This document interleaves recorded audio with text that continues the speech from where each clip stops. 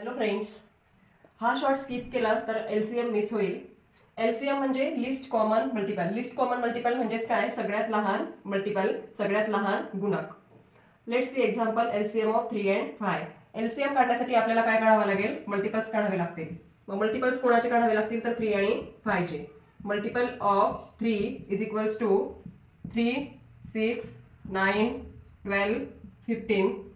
multiple of 5